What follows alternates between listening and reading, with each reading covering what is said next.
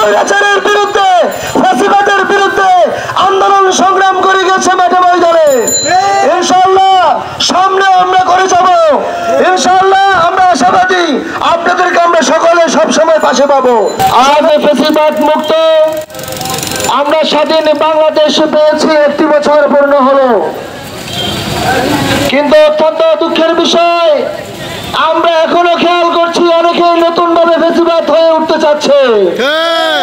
যে সমস্ত লোকেরা যারাই নতুন ভাবে ফ্যাসিবাদ হয়ে উঠতে যাচ্ছে তাদেরকে স্মরণ করিয়ে দিতে চাই গত বছর 5 জুলাইয়ের কথা।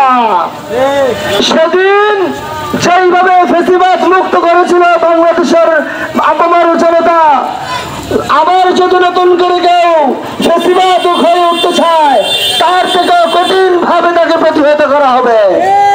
ইসলামী আন্দোলন